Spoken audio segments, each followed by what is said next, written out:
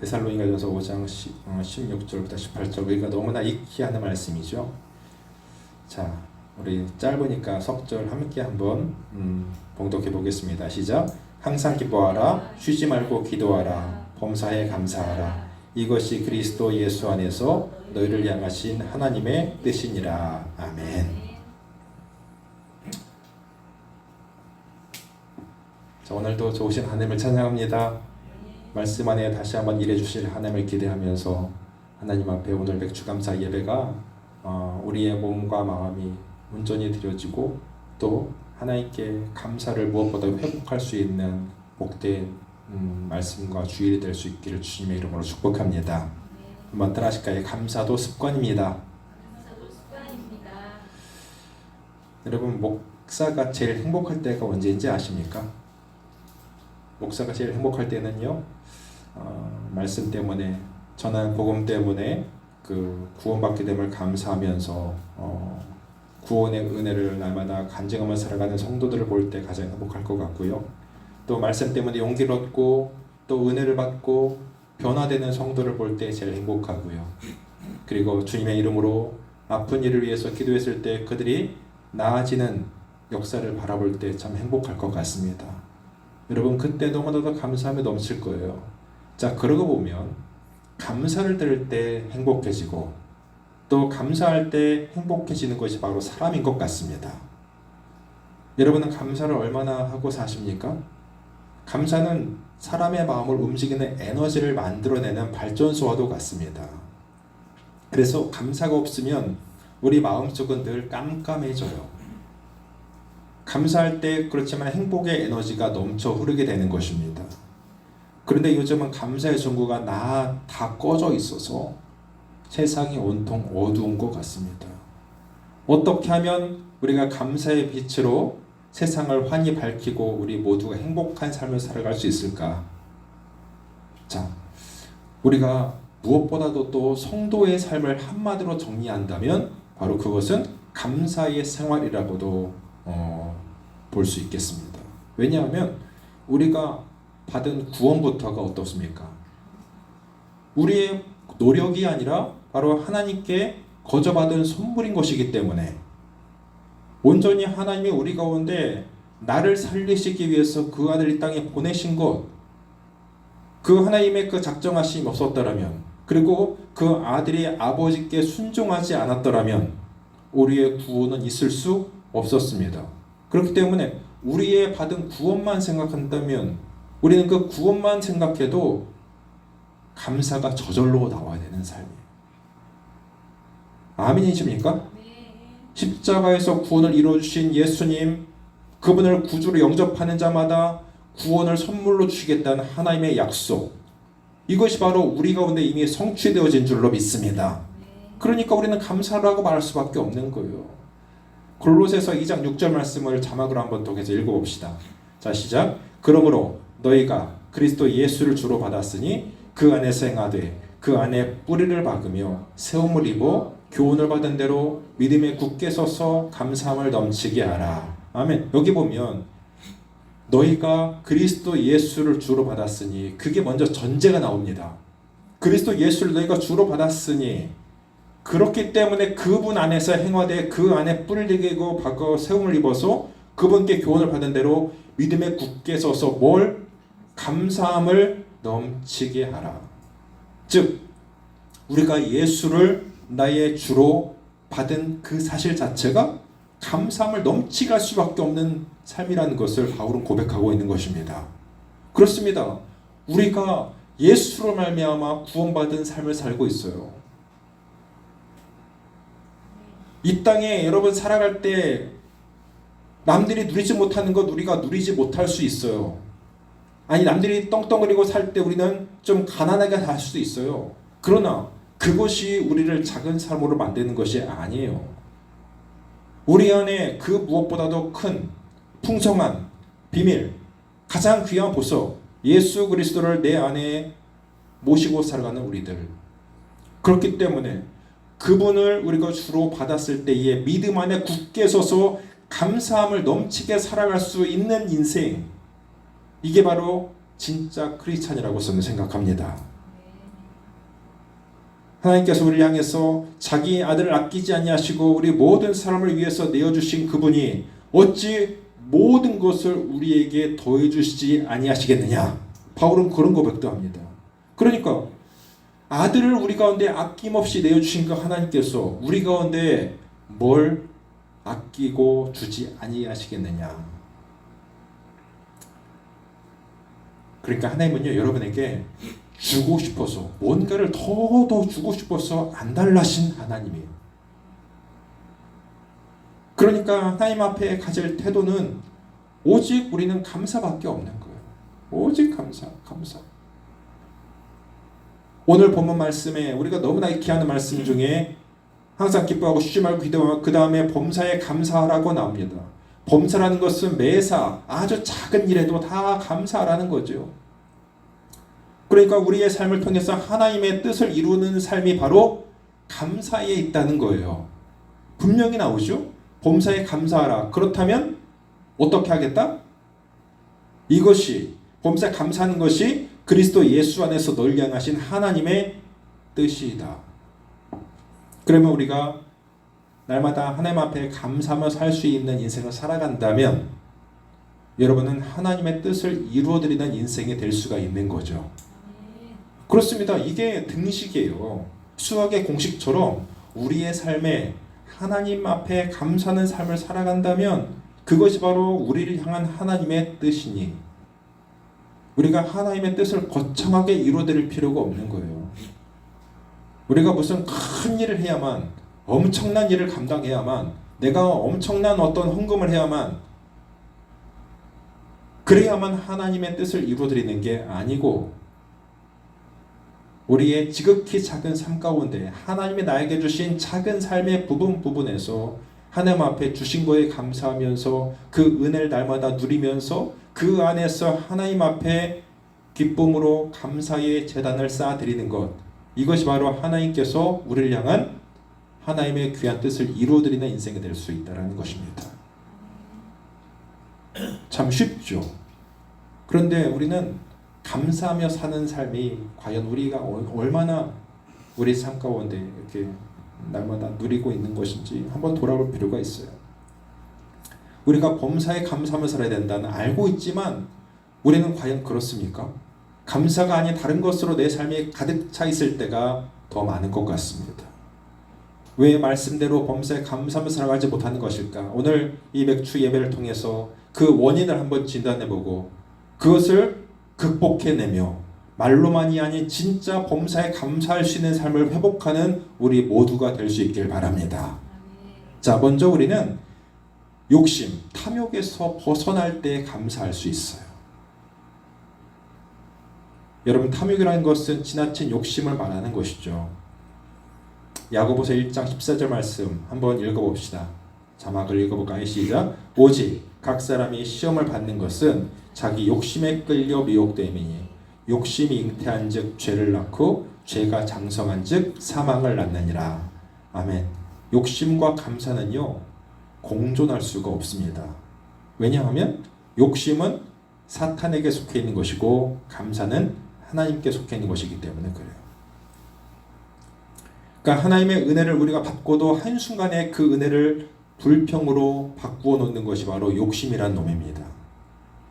은혜를 받은 사람이 그 은혜 가운데 거하지 못하는 것은 바로 우리 안에 있는 욕심이 그 은혜를 다 잡아먹기 때문에 하나님의 은혜를 받고도 한순간에 그 지나친 욕심과 과욕이 우리를 불행한 가운데로 끌고 가는 것입니다. 사람은 본능적으로 욕심이라는 본능에 너무나 충실해요. 여러분, 욕심 없는 사람이 있는가요? 우리나라 속담에 그래서 남의 떡이 더 커 보인다고 하는 게 그런 거예요. 여러분도 남의 떡이 커 보이죠? 그래요. 내 떡보다 남의 떡이 더 커 보이고 맛있어 보여. 그게 우리의 본능이에요. 우리가 뭔가를 좀 먹거리가 있을 때 하나만 있어가지고 옆에 있는 누군가와 좀 반을 잘라서 먹어야 될 때가 있어요. 그때 반을 탁 쪼갰어요. 근데 이게 정확하게 반으로 쪼개졌으면 좋은데 한쪽에 좀 몰렸어요. 여러분 뭘 주실래요? 솔직하게. 많은 걸 주십니까? 저는 은근하게 제가 많은 걸 제가 먹게 되더라고요.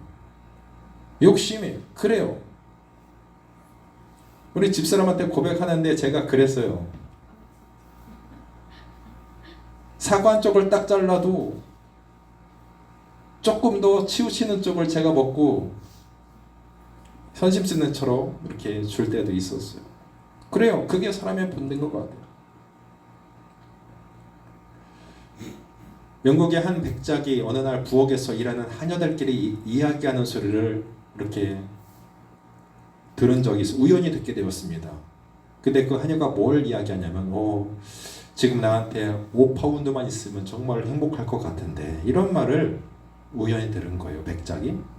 그래서 그 백작이 그 하녀의 말을 듣고, 야, 나에게 5파운드는 아무것도 아닌 돈인데 저 하녀를 내가 기쁘게 해줘야 되겠다. 이래서 그 하녀에게 다가가서 자기가 갖고 있는 5파운드를 건네줍니다. 그 5파운드를 받자마자 이 하녀가 너무 기뻐하는 거예요. 그래서 이 백작이 이제는 그 기뻐하는 모습을 보고 나서 이렇게 나왔는데, 우연히 또 듣게 된 이야기가 무엇이었냐면, 그 하녀가 혼자말로 또 이렇게 중얼거립니다. 나는 참 바보야. 그때 내가 왜 10파운드라고 말하지 못했을까? 여러분, 감사해야 할 타이밍에서 사람들은 되게 불평합니다. 혹시 여러분은 이런 욕심 때문에 감사를 놓치고 살고 있지는 않습니까? 하나님의 은혜를 주셨는데 그 은혜를 여기지 못하고 더 욕심을 부리고, 하나님 왜 제게 이것밖에 안 주세요? 저 사람한테는 저런 큰 은혜를 주시는 나한테는 왜 이 조그만 은혜밖에 안 주세요?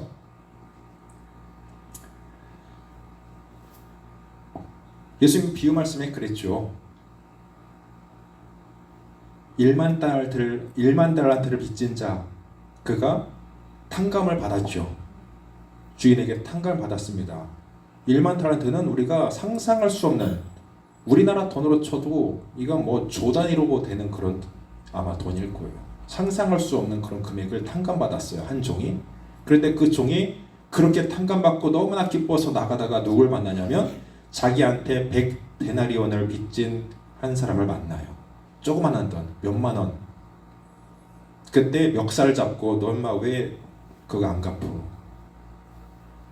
이 모습을 그 탕감받는 그 자리에 있을 때, 왕이 그에게, 그 주인이 탕감하는 그 자리에 함께 있었던 신하가 그 광경을 보고 나서 그것을 가서 주인에게 고하죠.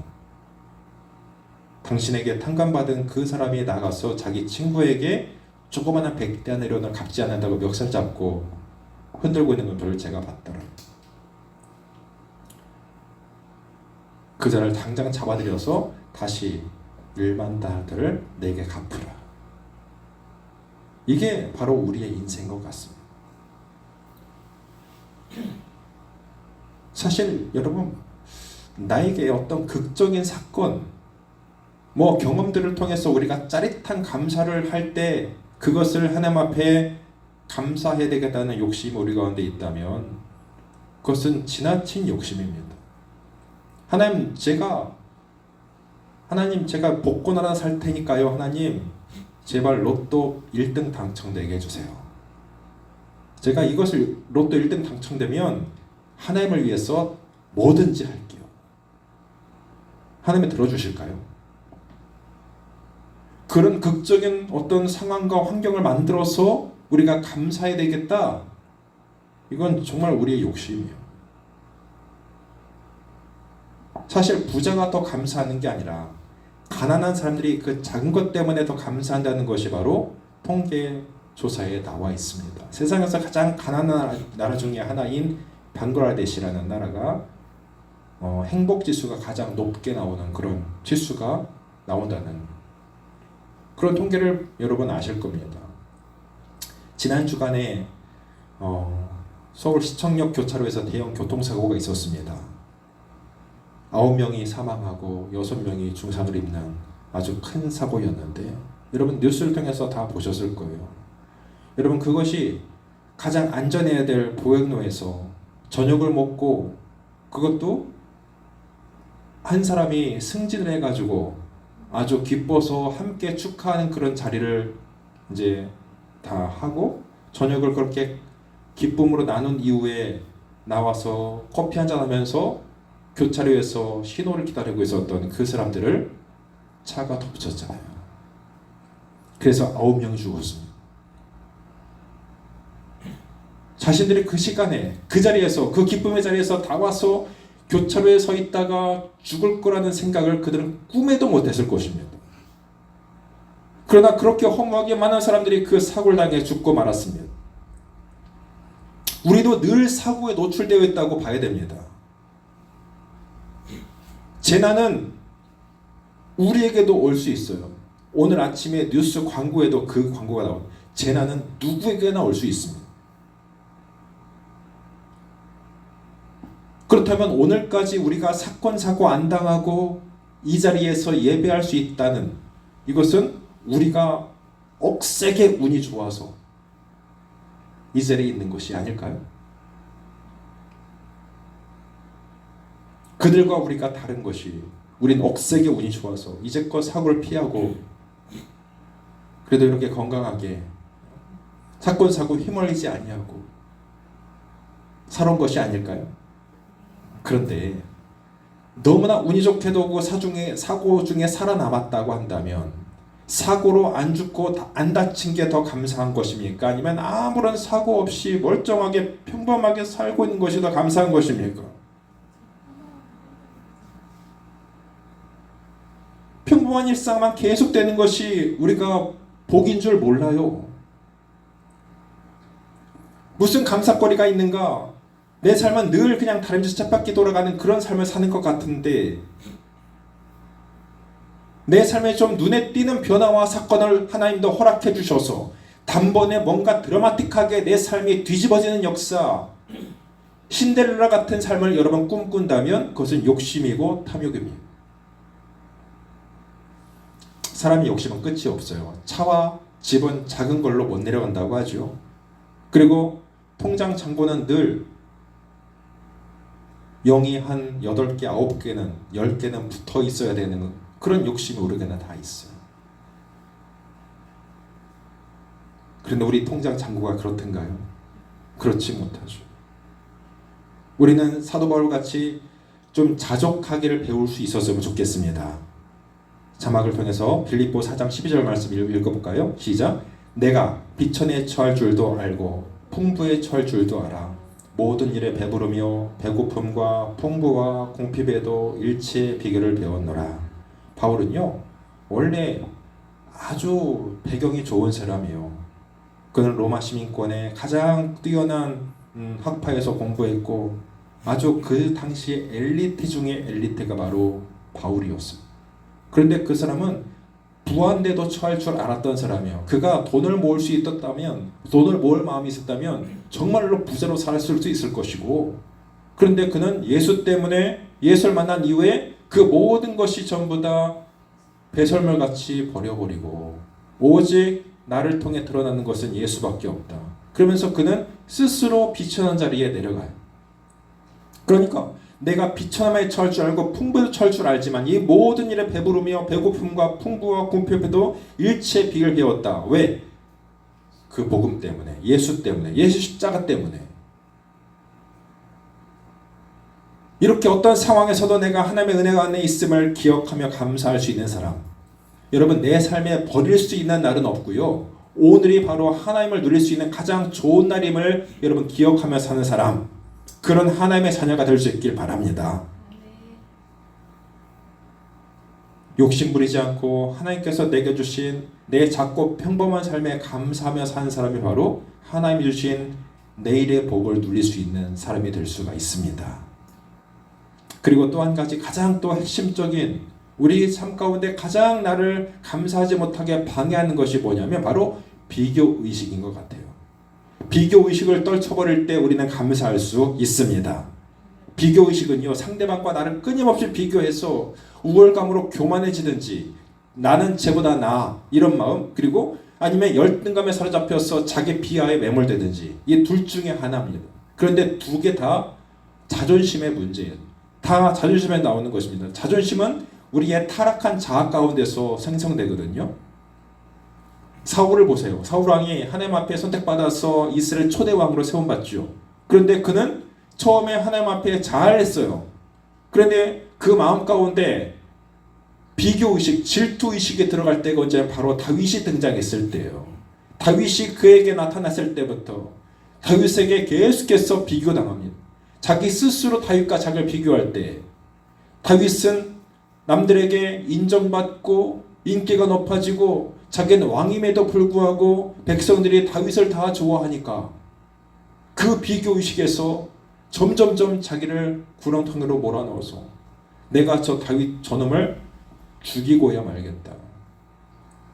그래서 끝까지 그 다윗을 죽이려고 혈안이 되어서 자기의 사명이 뭔지도 모르고 오직 다윗을 죽이는 일에 그가 자기의 인생을 써요. 우리가 사람을 대할 때 교만하지 않고 열등감이나 비굴함이 없이 대할 수는 없는 것일까? 방법이 있습니다. 그것은 뭐냐면 바로 나의 자존심을 버리고 나의 자존감은 높이는 것입니다. 그게 바로 건강한 삶입니다. 열등감이나 교만함이 따르는 비교의식, 이것은 어떤 경우에도 감사할 수 없어요. 나에게 있는 것이 아니라 남이 가지고 있는 것에 관심이 더 많은 우리들. 왜 이렇게 남의 것을 우리가 집착하는지 모르겠어요. 그 대상이 친구, 형제, 이웃도 가리지 않습니다. 누가 뭐라 하지 않아도 그들과 나를 비교하는 것에 온통 관심을 쏟고 살아요. 사돈이 땅을 사면 어떻대요? 배가 아파요. 왜? 나는 없는데. 좀 축하해주면 좋을걸. 아, 땅 샀습니까? 아이고 축하드립니다. 우리는 그걸 할 줄 모르는 것 같아요. 물이 담긴 잔을 보면서 아직도 물이 이만큼 있네, 이렇게 하는 사람이 있고, 물이 벌써 이만큼 없어졌네, 이렇게 보는 사람이 있어요. 그렇습니다. 우리는 상대적인 박탈감, 이것이 나를 날마다 우울하게 빠지게 만드는 요소가 되는 거예요. 오늘 사탄은 우리로 하여금 끊임없이 비교의식으로 살도록 우리를 유혹합니다. 시기와 질투의 노예가 되도록 우리를 날마다 그렇게 끌고 가고 나를 전락시켜요. 그러나 인생을 비참하게 만드는 것은 가난에서 오는 슬픔도 아니고 실패에서 오는 고통도 아닙니다. 재능이 모자라서 내뱉는 탄식이 아니에요. 바로 나를 가장 비참하게 만드는 것은 바로 비교의식에서부터 출발합니다. 남들과 나를 비교하지만 않는다면 우리는 모두 행복할 수 있을 겁니다. 그런데 그것이 참 우리 가운데 힘든 일이에요. 비교는 인간이 선택할 수 있는 가장 어리석은 행동이라고 볼 수 있습니다. 그러므로 우리가 비교의식에 사로잡힐 때마다 하나님의 말씀으로 자신에게 이렇게 말해주면 좋겠어요. 너는 하나님의 사랑받는 자녀고 최고의 걸작품이야. 우리 스스로에게 좀 그렇게 말해줬으면 좋겠어요. 한번 지금 해보실래요? 나는 하나님의 사랑받는 자녀고 나는 최고의 걸작품이야. 아멘이십니까? 우리 정아씨, 하나님의 최고의 걸작품인 걸 아세요? 모르겠어요? 당신은 하나님이 만드신 최고의 작품이에요. 나는 그렇게 생각하지 않을지라도, 긴가민가 해도 이 땅에 당신을 보내신 하나님의 목적이 분명히 있습니다. 좀 못나 보이는 나의 모습도, 또 친구나 동료들보다 내 주머니 사정은 그렇지 않아도, 평생 작은 차나 타고 작은 집 살아도 그것이 여러분을 작은 사람으로 만들지는 않는다는 것입니다. 저도 이 부분에서 자유하지 못해서 저보다 나은 환경에 있는 친구들이나 이웃들을 볼 때 부러움이 있는 것이 사실이에요. 그러나 거기에 매몰되지 않으려고 노력하고 있어요. 사탄이 부추기는 질투의 노예가 되지 않도록 나를 날마다 거기에 나를 매몰시키지 않도록 저도 노력하고 있어요. 다 나름대로의 모습이 있고 삶이 있습니다. 그래서 각자의 삶이 다른 것입니다. 하나님은 우리를 로봇으로 만들지 않으셨고요. 당신을 닮은 인격으로 창조하셨고, 그리고 각자에게 주신 재능을 주셔서 우리를 만드셨습니다. 그렇기 때문에 하나님이 주신 나의 모습, 나의 환경을 만족하며 감사하며 살아갈 수 있는 지체들, 바로 그런 사람이 바로 여러분이시길 축복합니다. 여러분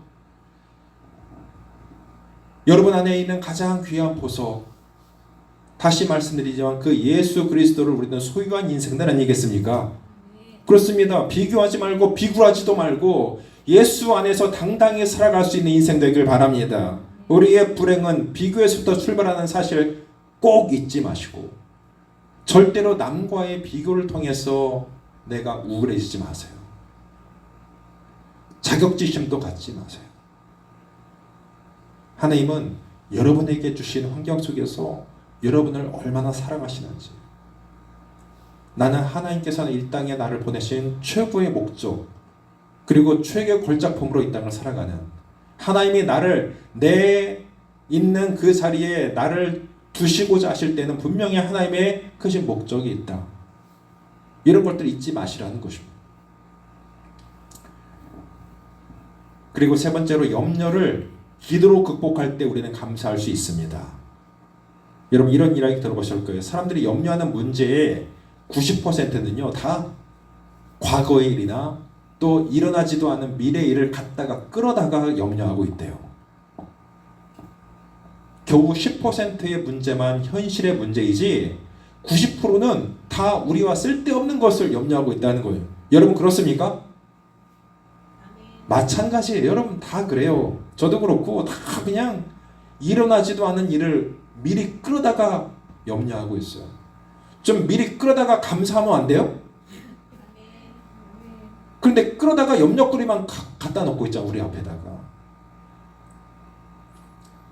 그래서 주님은 마태복음 6장에 보면, 그러므로 내일 일을 위하여 염려하지 말라. 내일 일은 너희가 내일 일 염려할 것이요 한날 괴로움은 그날에 족하니라 말씀하세요. 여러분, 공부한 학생이 시험을 보고 나서 그 결과에 대해서 염려하고 걱정하는 있는 모습, 어리석은 거죠. 물론 제가 학생 때는 시험을 못 보면 그때는 타작이 있어, 타작. 여러분 맞아보셨어요, 선생님께? 그때는 많이 맞았잖아요. 시험 못 보면 나와가지고 틀린 개수만큼 맞기도 하고 이런 때가 있었어요. 요즘은요 절대로 그러면 안 되잖아요. 학생들이 공부를 열심히 하고 그래서 그 결과는 자기가 열심히 한 만큼 나올 수밖에 없는 것이잖아요. 그런데 공부할 때 공부도 안 하고 오늘 시험 문제가 뭐가 나올까? 쉬운 것이 나올까? 어려운 것이 나올까? 또 내가 공부하지 않은 곳에서 문제가 나오면 어떡하지? 이런 것만 생각하고 염려만 하고 있는 학생은 공부를 잘할 리가 없는 거예요. 공부한 그런 게 아니라 우리의 사는 모든 삶이 그런 건 아닐까요? 여러 상황을 맞닥뜨렸을 때 미리 염려한다고 달라지는 것이 있느냐는 것입니다. 그 상황을 돌파하기 위해서 내가 할 수 있는 것에 최선을 다해 놓고 나와 함께 하시는 주님께 맡기고 기도하고 감사하게 된다면, 모든 지각에 뛰어나신 하나님의 평강이 예수 그리스도 안에서 너희 마음과 생각을 지켜주실 것입니다.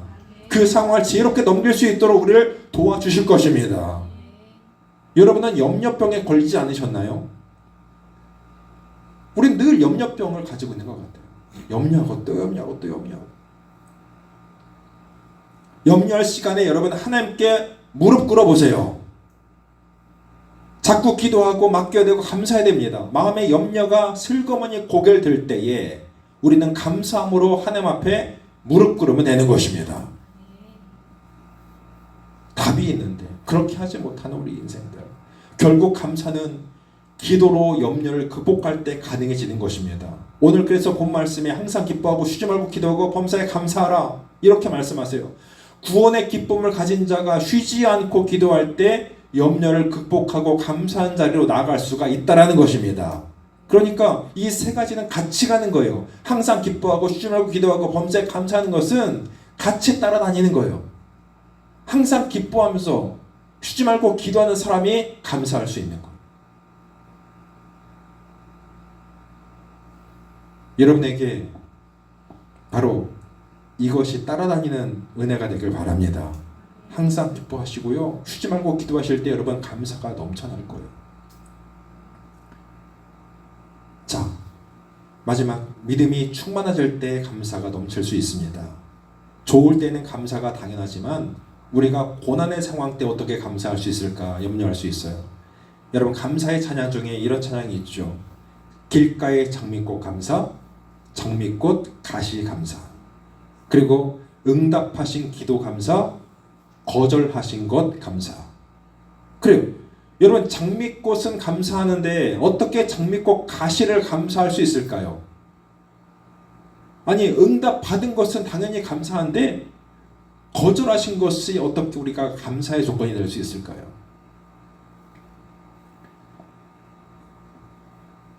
우리가 정말 이해할 수 없는,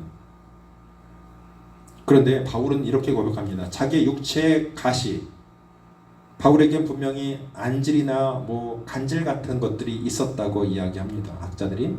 그래서 육체의 가시가 분명히 바울에게 있었나, 이것을 놓고 바울은 하나님 앞에 기도했습니다. 하나님, 이것을 제게 고쳐주세요.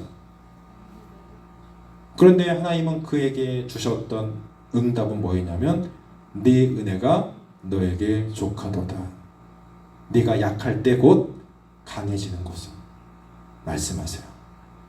그러니까 바울은 그 말씀을 받고 나서 거절하신 것에 대한 감사를 합니다. 자기의 기도 가운데 거절한 것도 은혜로 받아요. 그래서 네 은혜가 내게 족하도다. 아멘입니다. 그래서 내가 오히려 약할 때 나를 붙들어 주시는 하나님을 더 의지하게 되는 것입니다. 바울은 그랬어요. 오히려 역설의 응답에 감사할 수 있는 바울의 믿음, 우리가 따라하기도 힘든 참 수준 높은 감사일 수밖에 없죠. 주님을 신뢰하지 않고는 감히 입에서 나올 수 없는 감사 말입니다. 믿음이 없으면 그런 감사를 할 수가 없어요. 가시를 감사할 수 있고 거절한 당한 것에 감사할 수 있다는 것은 오직 만사를 섭리하시고 주관하시는 하나님을 신뢰할 때, 믿을 때 이게 이루어질 수가 있는 것입니다. 그래서 우리는 똑같은 일을 당해도 하나님을 향한 믿음이 있는 사람과 믿음이 없는 사람은 대처 방식이 다르고 또 표정조차도 다를 수밖에 없어요. 똑같은 일을 만나도. 하나님이 결국 모든 일에 합력하여 선을 이루어주시는 분임을 믿고 사는 사람이 아니고는 고난 중에 감사할 수가 없는 것입니다. 이렇듯 믿음은 현재의 고난을 넘어서 내 앞에 예비된 복과 저 하늘나라의 그 영원한 복을 바라보게 하기 때문에 감사하게 만드는 것입니다. 10가지 감사한 일이 있어도 한 가지 섭섭한 일이 생기면 감사하지 못하는 것이 우리의 인생 아닙니까? 솔직히 우리도 그렇고요. 10가지 장미꽃 감사보다 한 가지 가시 감사가 더 귀한 감사일 텐데 우리는 거기에서 늘 넘어집니다. 그리 아니하실지라도 감사했던 그 다니엘과 그 친구들의 고백같이 하나님, 과연 우리 가운데 응답하지 않으시는 것이 감사할 수 있을까요? 질문할 때 하나님, 그분 안에서 그분을 신뢰할 때 하나님은 우리가 이렇게 구했지만 이렇게 응답하실 하나님, 그 하나님, 그래서 그리 아니하실지라도 하나님이 우리를 이 풀목 가운데서도 이 불 가운데서 건져내시 아니하실지라도 우리는 그분 앞에 감사할 수밖에 없습니다. 이게 바로 우리 믿음의 선배들의 고백이었어요.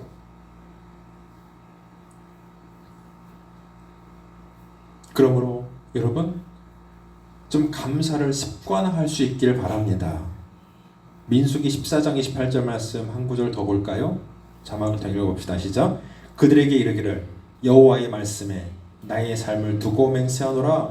너희 말이 내 귀에 들린 대로 내가 너희에게 행하리니. 참 놀라운 말씀이에요. 우리가 말하는 것을 하나님이 들으시는 대로 행해 주시겠다는 것입니다.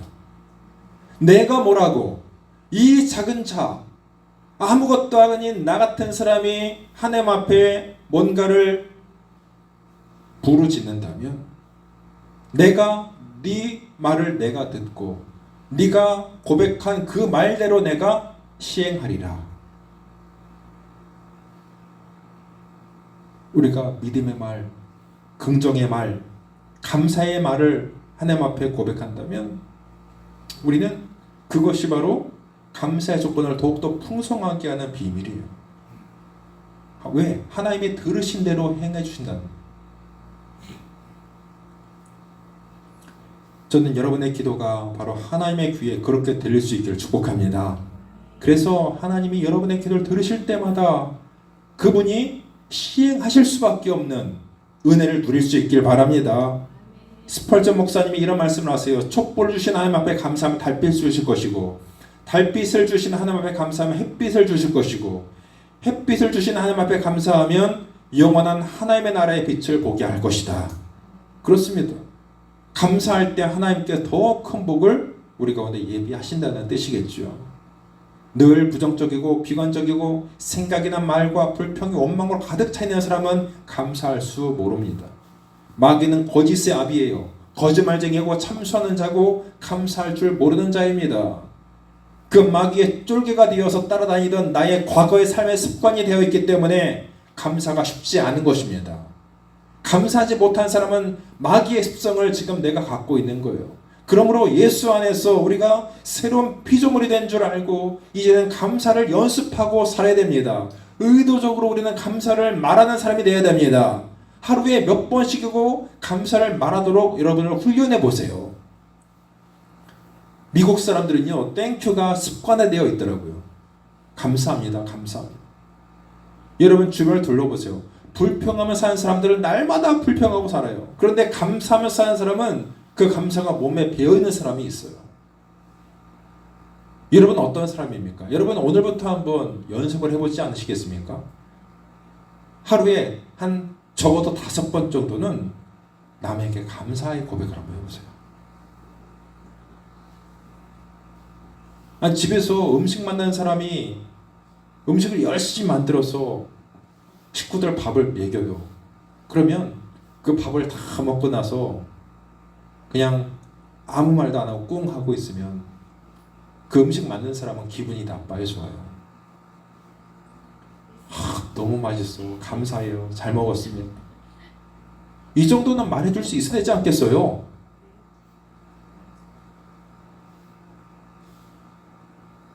정말 우리 너무나 감사에 인색한 것 같아요.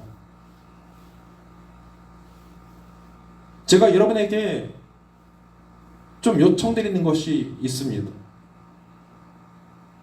예배 이후에 여러분, 저는요 여러분을 위해서 기도하면서 말씀을 준비하잖아요. 그런데 여러분, 예배 끝나고 나서 말씀에 감사합니다라고 하는 사람이 없어요. 전 날마다 삐져요. 야, 왜 그 말 한마디를 못할까?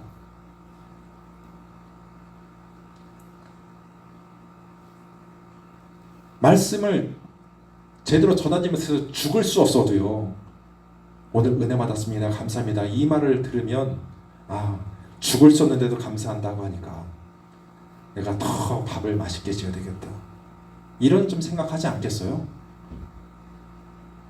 여러분 좀 감사를 좀 늘 고백해 보세요. 누구에게든, 자식에게도 감사,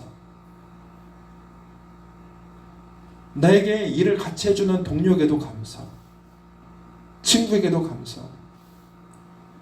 감사는 습관입니다. 불평이 습관이듯이 감사도 습관이 될 수밖에 없어요. 불평을 습관처럼 하는 사람은 그 불평이 그 사람의 인격인 것 같이 바로 감사가 습관인 사람은 감사가 그 사람의 인격이 되는 것입니다. 감사의 눈을 갖고 보기에 보는 것마다 감사의 조건이 되고 입만 열면 감사가 샘솟듯 터져나오고 한평생 그런 사람은 감사가 넘치는 생활을 하게 될 수밖에 없을 것입니다. 여러분, 하나의 절반이 지났어요. 전반기의 나의 삶을 한번 돌아보십시오. 우리의 가정과 우리의 삶과 우리의 교회에 하나님의 은혜가 구석구석에 머물러 있습니다. 여러분, 내 삶엔 과연 불평이 많았습니까? 감사가 많았습니까? 내 안에 있는 욕심이, 남들과의 비교의식이, 각종 염려가, 그리고 하나님을 향한 믿음 없음이 우리의 감사의 생활을 방해하고 있습니다. 여러 가지 이런 감사를 방해하는 모든 것들 여러분 극복해내시길 바라고, 감사가 습관이 되도록, 더 나아가서 감사가 나에게 체질화가 되어질 수 있도록 예수의 생명으로 더욱더 충만한 인생을 살아갈 수 있는 우리 모든 에덴교회 지체들 될 수 있기를 우리 주님의 이름으로 간절히 축원합니다. 같이 기도하겠습니다. 살아계신 하나님,